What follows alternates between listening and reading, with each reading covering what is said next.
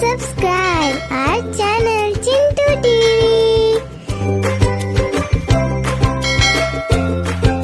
भोलू और बोलने वाली गाय। एक दफा का जिक्र है कि एक गांव में एक लड़का रहता था जिसे सब भोलू कहकर बुलाते थे, क्योंकि वो शक्लो सूरत का बहुत मासूम और भोला भाला था। उस बेचारे के माँ बाप मर चुके थे और अब वो अपने घर में अकेला रहता था। पिछले साल उस बेचारे का एक्सीडेंट हुआ तो उसकी दोनों टांगें जख्मी हो गई थी, इसलिए वो अब चल फिर नहीं सकता था। वो रात दिन अपने कमरे में पड़ा रहता था। गांव के बासी उस पर तरस खाते हुए उससे बारी बारी खाना दे जाते थे, क्योंकि वो बेचारा अब कमाने के लायक भी नहीं था। वो तो अब माजूर होकर रह गया था। लोग उसके सारे काम कर देते थे। यूं तो गांव के लोग बहुत अच्छे थे, लेकिन आजकल वो एक चोर की तलाश में थे जिसे वो पीट पीट कर अपने गांव से निकाल देना चाहते थे, क्योंकि वो चोर रोज रात को उनके घर में घुस जाता और चोरी करके भाग जाता। गांव वाले उसके पीछे भागते ही रह जाते, मगर वो चोर बहुत तेज था। वो अभी तक पकड़ा ही नहीं गया और इसी वजह से गांव के लोग बहुत परेशान थे। लोग हर जगह उस चोर की बातें करने लगे थे, मगर वो किसी के हाथ भी नहीं आ रहा था, क्योंकि वो इतना तेज और होशियार चोर था कि किसी के हाथ आने से पहले ही भाग जाता था। रोज सुबह किसी ना किसी की शिकायत आ जाती थी कि रात को उसके घर चोरी हुई, लेकिन वो ऐसा शातिर था कि पकड़ा ना जाता।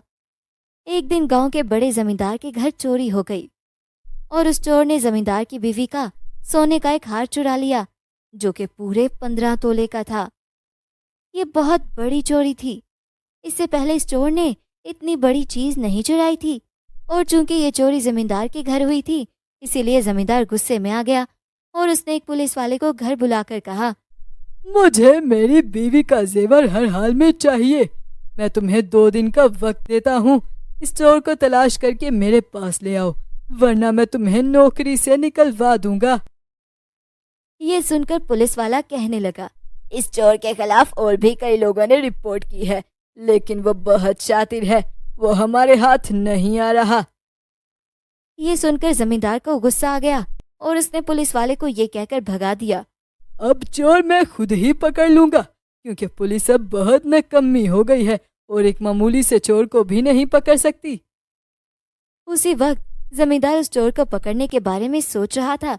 गांव के एक बूढ़े आदमी ने उससे कहा, पास वाले जंगल में एक किसान रहता है जिसके पास एक बोलने वाली गाय है।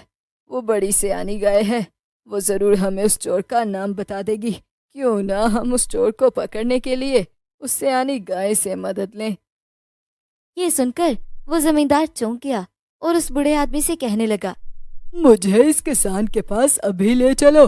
मैंने आज ही उस चोर को पकड़ना है जो मेरी बीवी का हार चुरा कर ले गया है, और इसी हार के गम में मेरी बीवी ने खाना पीना छोड़ दिया है। मुझसे तो अपनी बीवी की हालत देखी नहीं जा रही, और वैसे भी इस शातिर चोर ने पूरे गांव को परेशान कर रखा है, इसलिए उसे पकड़ना बहुत जरूरी हो गया है। जमींदार की ये बात सुनकर बूढ़ा दूसरे गांव उस किसान के पास ले गया जिसके पास बोलने वाली सियानी गाय थी। जमींदार ने उस किसान से कहा, हमने सुना है कि तुम्हारे पास बोलने वाली ऐसी सयानी गाय है जो हमें उस चोर के बारे में बता सकती है जिसने हम गांव वालों को परेशान कर रखा है। ये सुनकर किसान कहने लगा, हाँ, मेरे पास ऐसी गाय मौजूद है जो तुम्हें इस चोर के बारे में सब बता देगी। ये कहकर वो किसान अपनी गाय बाहर ले आया और उससे कहा, ए मेरी बोलने वाली सियानी गाय, तुम इन लोगों को उस चोर के बारे में बता दो जिसने इन सबको परेशान कर रखा है।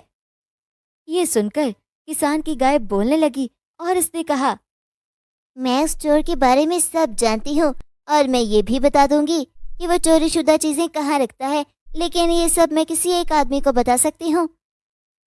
गाय को बोलता देखकर जमींदार को यकीन आ गया कि गाय में कुछ खास बात है। वो गाय से कहने लगा, तुम ये सब मुझे बता दो। यूं गाय ने जमींदार को उस चोर के बारे में सब बता दिया, जिसे सुनने के बाद वह जमींदार वापस गांव आ गया और उसने गांव वालों को उस चोर के बारे में कुछ नहीं बताया। शाम हुई तो वह जमींदार अपने घर से खाना लेकर भोलू के घर चला गया और उससे कहने लगा, आज मैं तुम्हारे लिए अपने घर से बड़ा मजेदार खाना लाया हूँ। हम दोनों मिलकर खाते हैं।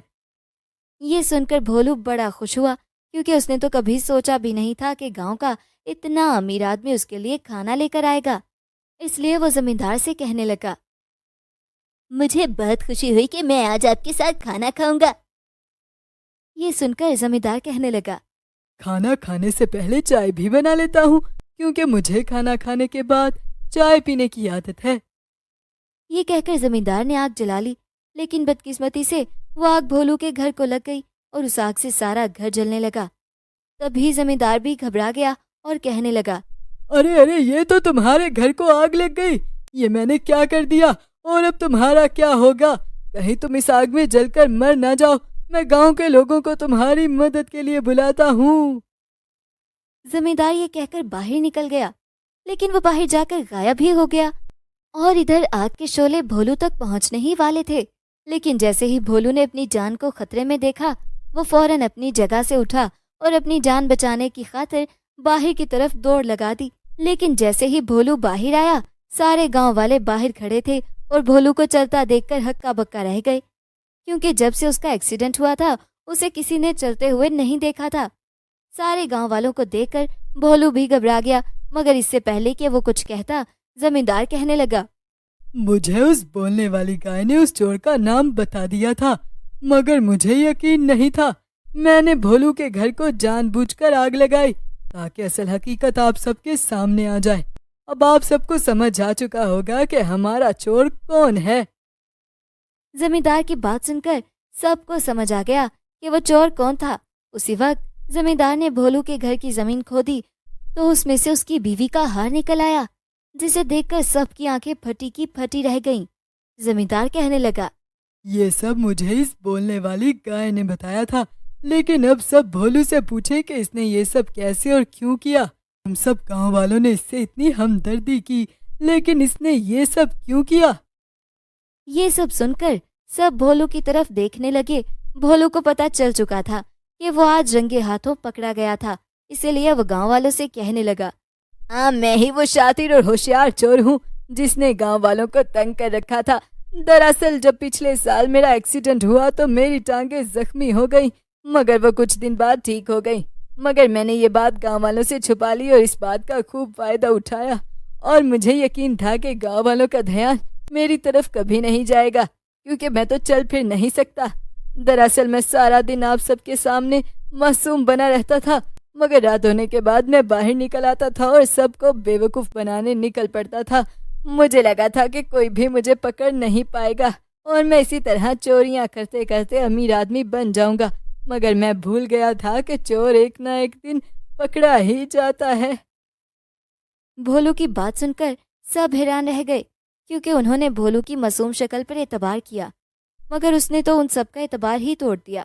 यूं गांव वालों ने भोलू को चोरी करने पर तो माफ कर दिया, मगर उसे गांव से निकाल दिया, क्योंकि उसने अपनी भोली शक्ल का गलत फायदा उठाया था।